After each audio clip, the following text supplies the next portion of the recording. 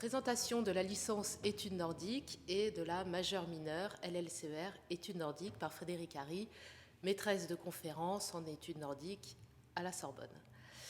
Alors, pour commencer, bonjour et bienvenue à tous. Avant tout, hej och välkommen till UFR d'études germaniques et nordiques. Donc, certains parmi vous auront compris que je leur disais bonjour et bienvenue en norvégien, qui est ma langue de spécialité, dans notre UFR. Donc, une UFR, c'est une unité de formation et de recherche, donc une sorte de département qui réunit tous les enseignants et les étudiants qui s'intéressent aux pays germaniques, nordiques et néerlandophones.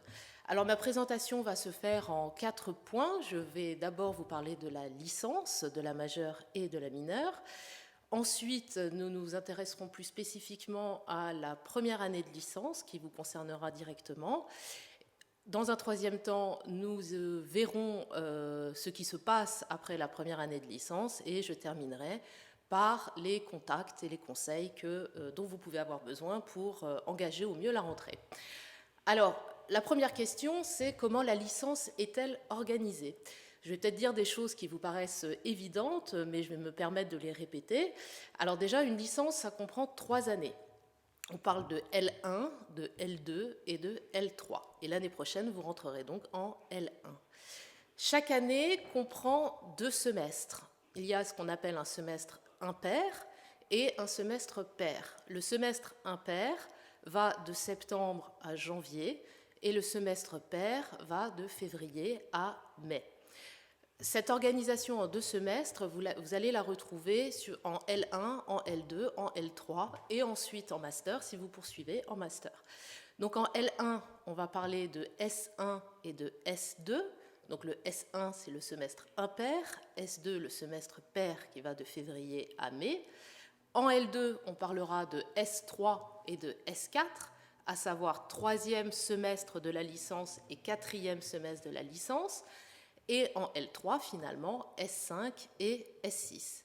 Alors, pourquoi je parle des semestres ? C'est parce qu'il y a quelque chose d'assez important qui débute chaque semestre. Ce sont les inscriptions dites pédagogiques, donc ce qu'on appelle dans notre langage administratif les IP. Alors, ces inscriptions pédagogiques, elles sont importantes parce qu'elles vous permettront de vous inscrire en cours et aux examens. Donc, c'est une étape importante que vous allez répéter à chaque début de semestre.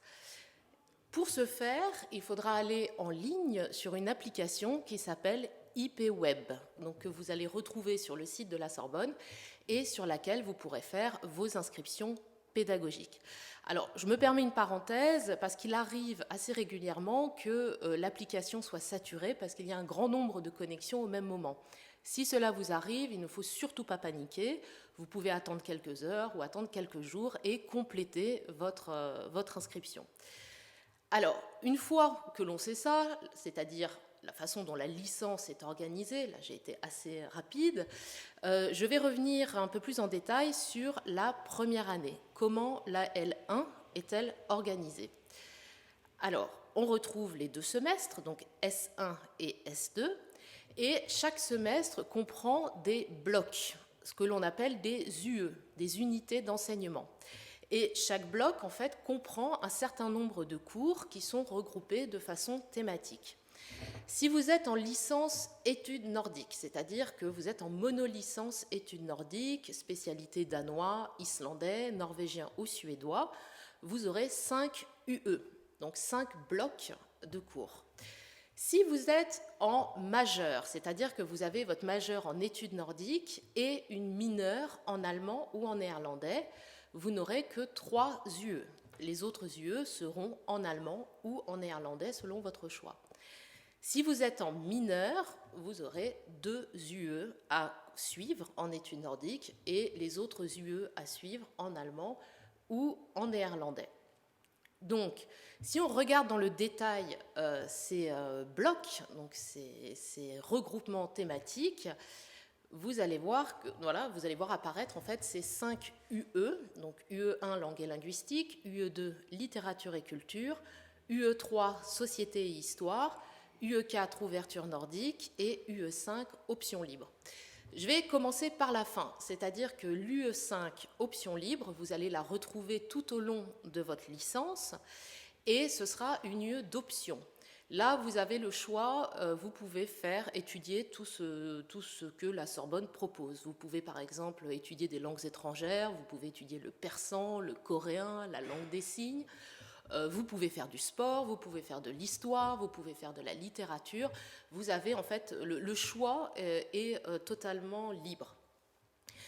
En UE1, vous allez avoir 5 cours, dont vous voyez en fait ce bloc thématique qui s'appelle langue et linguistique, regroupe, comme son nom l'indique, des enseignements de langue et de linguistique. Donc les 3 premiers, langue, grammaire et phonologie, sont des cours qui se font par langue de spécialité. Par exemple, si vous faites du danois, vous aurez votre cours de langue, de la grammaire danoise et de la phonologie danoise. En plus de ça, vous aurez donc un cours de linguistique générale et un cours de linguistique nordique. Donc ça, ce sont des cours dits magistraux dans lesquels vous allez retrouver tous les autres étudiants de L1. Donc les CM, les cours magistraux, sont faits collectivement avec tous les étudiants de L1, tandis que les TD de langue sont faits par spécialité. En UE2, vous aurez donc introduction à la littérature nordique et un cours de civilisation moderne et contemporaine. Donc ces cours sont semestrialisés, c'est-à-dire qu'en fait, chaque semestre, vous allez changer de thématique. En UE3, vous aurez de la géographie, de l'histoire et de la civilisation médiévale. Donc la géographie, vous n'en aurez qu'au premier semestre, et au second semestre, vous n'aurez donc dans cette UE3 que l'histoire et la civilisation médiévale. Je vais passer un petit peu plus de temps pour vous expliquer l'UE4. Alors l'UE4, c'est une UE dite d'ouverture nordique. Là, vous avez 2 choix à faire dans la liste des options qui vous sont proposées. Ce sont des options qui vous permettent d'approfondir votre connaissance des pays nordiques. Alors ça peut être un approfondissement linguistique, mais ça peut être aussi un approfondissement culturel ou littéraire. Alors selon votre spécialité, vous n'aurez pas tout à fait les mêmes choix. Si vous êtes en L1, spécialité danois, norvégien ou suédois, donc vous avez toute la liste qui est montrée à l'écran. Vous pouvez par exemple faire du finnois en débutant, vous pouvez faire du féroïen. Donc le féroïen, c'est cette langue des îles Féroé qu'on a vu en photo précédemment. Un archipel qui est au nord de l'Écosse, entre l'Islande et la Norvège, et dont vous pouvez étudier la très jolie langue à la Sorbonne. Si dans cette offre-là, rien ne vous convient, vous pouvez choisir 2 langues étrangères. Vous pouvez choisir 2 fois la même langue étrangère, par exemple anglais et littérature anglaise ou expression anglaise, ou vous pouvez faire anglais, espagnol, allemand, italien, enfin tout ce qui peut vous intéresser. Si vous êtes en spécialité islandais, vous n'avez pas exactement le même choix, c'est-à-dire que vous ne pouvez pas faire de féroïen ni de finnois. Alors pour des raisons d'emploi du temps, d'une part, parce que les cours ont lieu en même temps, mais aussi parce qu'il s'agit de langues difficiles et on évite en fait de doubler la difficulté dès la première année. Vous aurez la possibilité d'étudier ces langues à partir de la L2. En revanche, vous pouvez faire du danois, norvégien, suédois, débutant et renforcé si vous le souhaitez. Et vous avez également cette option de langues étrangères si rien ne vous convient. Si vous êtes en mineur, donc je m'adresse à ceux qui suivent un cursus, par exemple, majeur allemand ou néerlandais et mineur nordique. Vous allez avoir seulement certains cours à suivre, donc que vous voyez apparaître en gras à l'écran. Alors, dans l'UE1, langue, grammaire, phonologie et linguistique nordique. En UE2, littérature nordique. Et en UE3, géographie. Pour ceux qui sont dans un cursus majeur nordique, mineur, allemand ou néerlandais, vous aurez en plus de ça le cours de civilisation moderne et contemporaine et le cours d'histoire à suivre. Donc il faut que vous regardiez en fait les cours qui se sont affichés en gras à votre écran. Alors, pour considérer dès à présent l'avenir, qu'est-ce qu'il se passe après la L1 que j'espère réussie ? Alors en deuxième année, vous allez retrouver une structure équivalente à celle de la L1 avec 5 UE, dont une UE d'ouverture nordique dans laquelle vous pouvez approfondir l'apprentissage d'une autre langue nordique ou explorer d'autres domaines comme la littérature finlandaise ou la culture finlandaise. En troisième année, vous allez avoir en fait une bifurcation. Vous pouvez choisir soit de continuer en L3, normal, standard, soit en L3, mention français langue étrangère. Donc ça, c'est une mention, donc c'est un cursus, c'est une partie de cursus qui vient s'ajouter à votre L3, qui prend la place de l'UE5 d'option et qui peut être intéressante pour vous si notamment vous envisagez une carrière, par exemple, d'enseignant de français langue étrangère dans un pays nordique. En troisième année, vous allez aussi avoir à apprendre une autre langue nordique et vous allez avoir un module dit d'intercompréhension qui doit vous initier à la communication en langue nordique, à savoir le mécanisme par lequel les populations nordiques peuvent parler entre elles sans avoir à passer par l'anglais ou à changer de langue. C'est-à-dire, par exemple, moi, je vais parler norvégien avec des Suédois et ces Suédois vont me répondre dans leur langue. Donc en suédois et il n'y aura aucun problème de compréhension. Donc vous avez ce module-là qui doit vous permettre d'arriver en fin de licence avec une vision large des études nordiques, c'est-à-dire que vous aurez une langue de spécialité, mais on attend aussi de vous que vous ayez une connaissance dans les autres langues nordiques et dans l'histoire et la culture et la littérature des autres pays nordiques. Si, à la fin de cette troisième année, qui sera, je l'espère, encore une fois réussie, vous pouvez continuer en master. Et c'est ce que je souhaite pour vous, ce que je vous conseille. En master, vous avez deux orientations possibles en études nordiques. Vous pouvez tout à fait faire quelque chose d'autre.